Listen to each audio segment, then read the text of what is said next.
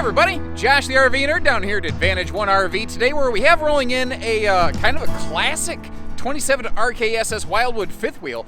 And if you know anything about my videos, if I see a problem, I go out of my way to nail that first thing. And actually what we're going to do in this video is I'm going to walk around and show you the places that I know to look for to find problems, and now this RV has none of those. This is an oldie, but this is a goodie. This is a nice find right here.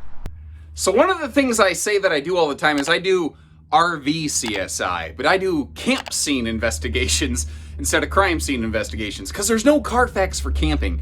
I want to go through and show you when I find an RV like this, whether it's new or especially an older one, here are the top places that I go to look to find problems, and especially classic rear kitchen fifth wheels like this. The rear walls right here, almost always without fail, there's some kind of problem where it had a leak in the past, and there's none of that here, and I'm going to show you that real quick before we get to everything else. So if you're ever looking at a rear kitchen fifth wheel, including this one, these are the very first places you should look. I always start by looking as much as I can at the rear wall. Is it wavy? Is it moldy? Is there stains on the woodwork? Is the countertop warped? None of that. Now there's some funky shadows here. So this is what I do. I go through and I don't even trust my eyes. I tap on everything. Now remember, water goes down with gravity. So if that rear corner had failed, it would work its way all the way down that wall. And there's none of it here. There's no problems under that window. Same thing inside of this cabinet over here. I can get in. I can tap around. I can't find any sort of structural issues. Another thing is, especially this rear corner where the slide meets over here, there's just less physical meat on the bones. So I start tapping around the top of the slide out. And you can hear how it doesn't suddenly get soft and spongy all the way down. Everything on this is Bob Seger, solid as a rock. And then I'll do the same thing up here in the master bedroom. Again, the top corners. These are the most common culprits right there. That kind of hurt the knuckles. Ow, ow, easy dummy, ow. But it's solid. I cannot locate anywhere where it looks like maybe even slightly there was ever a leak. You know, it doesn't smell musty. It doesn't smell moldy. This is such a good example of the fact that if you take care of these things, they'll take care of you. Now, am I saying it's 100% flawless, perfect, in time capsule-like condition? No. Am I saying there's anything I think you really got to be worried about here? No. There's nothing that I can find that is really an issue. There's a couple little cosmetic things that have just crept up over time, like the little trim thing on the bottom of that table right there. Personally, I would just peel that thing off and never worry about it again. It's down where I'm not going to see it. That's me. You do what works for you.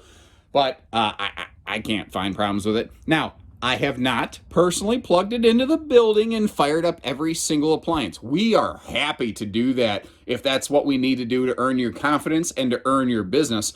I don't expect you just to take someone's word for it. And like I said, I haven't checked it. If I was buying this, yeah, you bet I'd be firing everything up before I spent my thousands of dollars taking it home. I don't expect you're going to be any different. Now, one of the benefits of any rear kitchen, storage and counter space. And that is something that rear kitchens do better than anything else within their size. You're going to get more space to keep your stuff, and you're going to get more countertop room to prep your stuff, which is just one of those handy things. Now, this is old enough that you still saw some jealousy windows, which are crank out egress windows here. And they're actually a double, like, I don't want to say double pane because that makes you think there's two layers of glass, but it's actually two panes of glass tilt open independently of one another. I think that makes sense to you. Kind of a classic rear kitchen where you had that one individual kind of swivel chair there. If you wanted to, you could face it over toward the entertainment. But a little bit older fifth wheel like this, it was more about the people experience. It was more about getting away and disconnecting than sitting here playing Super Nintendo. Now, working our way up to the kind of a middle bathroom deck, sort of a classic thing. There are Well, there is a sliding privacy door over here as we walk in. Then obviously you've got a curtain to close off the master bedroom. Primarily being a couples camper, I suppose you could probably put on a sliding door. This one just doesn't actually have one. And it is a little bit of a split bath where we have like a sink and a big closet in the hallway. And it's kind of funny, you sort of see a modernized version of this in today's marketplace. If we crack that open, give you a look just like we did in the kitchen here, you see that gives you some pretty serious hanging storage space right there. You could always shelf the crap out of it if you're so inclined. Now, over here, our bathroom space, pretty straightforward, pretty simple, no nonsense. I think you get the idea. But what is nice about this, if you see over next to that toilet, there's a laundry hamper. And then above that, what's better than hanging space? More hanging space. Kind of reminds me of Monty Python and the Holy Grail. Like, what burns better than witches? More witches!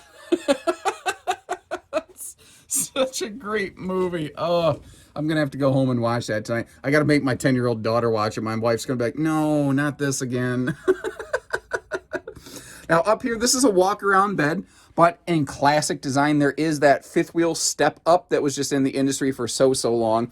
That is kind of a necessary thing to achieve the structural integrity that RVs needed at the time. Newer advances in engineering have kind of obsoleted that, but if you notice, newer fifth wheels are actually taller and heavier than these older ones. That's kind of part of it, is these were, that step up allowed the whole RV to be shorter and lighter. Now, finishing up the storage trifecta starting here in the bedroom. I love the symmetry of it. Dual dresser drawers on both sides, your own individual hanging closets on both sides. You've got that mirrored storage cabinet all the way above. And then again, more dresser drawers on the other side because everything is symmetrical.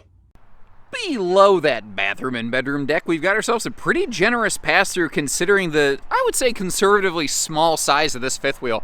This is something I have a lot of people constantly asking me, you know, Josh, where are these smaller fifth wheels in the new RV market? It's like it's a segment that just, it's like time forgot about it. And you see stuff like this and you look at it and you go, why don't they build things like this anymore? A modernized version of this, you know? And there are certain things like, say, an Arctic Wolf 271 rear kitchen that we carry, but that's like the exception. There's not a lot of smaller things like this out there, although I do see brands like Rockwood and Cougar starting to make a small comeback in that segment right there. Now that barn storage that we talked about earlier sure has done this thing some justice. At worst, I think this needs a hose bath.